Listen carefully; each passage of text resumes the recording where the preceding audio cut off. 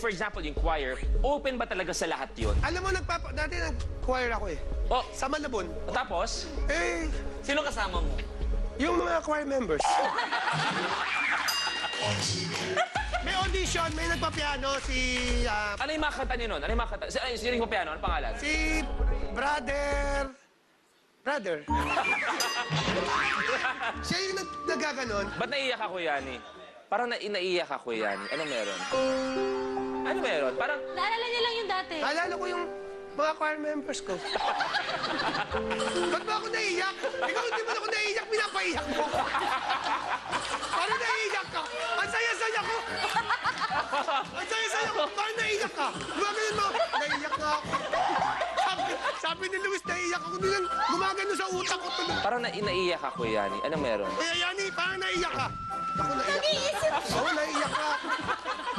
Parang wala na ako sariling feelings. Dinidikta mo na yung emotions ko. Miss Yang, don't forget.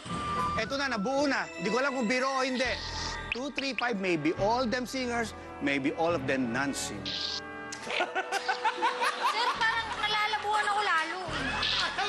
Alam mo dati hindi naman ganyan magsalita si paring Andrew eh. Dahil sinabi mo, ayan na, si Maestro. Maestro Andrew, anong masasabi mo dito, Maestro?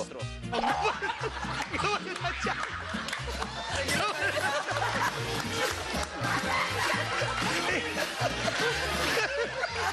Dati okay naman siya magsalita eh. Nung sinabi mo, ayan na si Maestro, gumano na siya. You too? So may nabubuo na kaming feeling. Oo! May nabubuo na kaming feeling. May nabubuo na Ikaw na kaming nagpap... Ikaw na... Ito. Binasa kong bigla na si Luis ay isang magaling na host. Alam mo kung bakit? Dahil naididikta niya sa atin kung ano ang magagawa natin. Tama ka na, Andrew! Alam mo ko, hindi sarili mo!